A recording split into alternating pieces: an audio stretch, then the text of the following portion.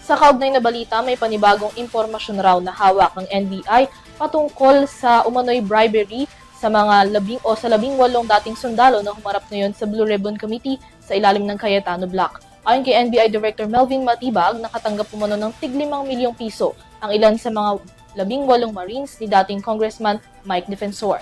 Narito ang kabuuan ng balita. Sa pagharap sa Senate Blue Ribbon Committee ng 18 nagpakilalang ex-Marine officials ngayong Webes, layo ng komite na mapakinggan ang testimonya ng mga ito patungkol sa umano'y mali-malitang pera na idineliver nila sa ilang mga opisyal ng pamahalaan bilang dati umanong bagman ni Zaldico. Kaugnay nito, iniimbestigahan na ng National Bureau of Investigation ang umano'y panunuhol sa mga ex-Marines para humarap at magbigay ng testimonya sa komite. Ayon kay NBI Director Melvin Matibag, nakatanggap sila ng impormasyon mula sa isang kaanak ng isa sa mga ex-Marines patungkol sa sinasabing panunuhol.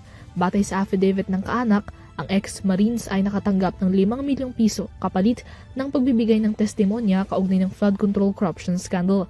Isinumite raw ng kaanak ang affidavit matapos na hindi matanggap ang ipinangakong 5 million pesos. Ani Matibag, pinangalanan sa nasabing affidavit si dating mambabatas Mike Defensor na siya umanong nakikipagnegosasyon sa grupo.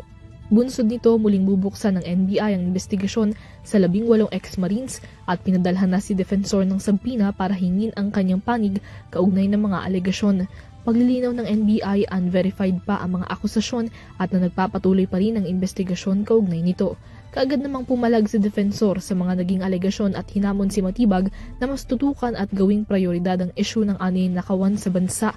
Ang balitang ito kaagad ding nakarating sa Senate Blue Ribbon Committee kung saan inimbitahan ni Senator Alan Peter Cayetano si Matibag na patunayan ang mga alegasyong ito sa harap ng komite. Interrupt you now, Mr. Chairman. Mamaya, nandito na rin naman si ex-Congressman Defensor. It's time for him once again to use his last name and defend himself.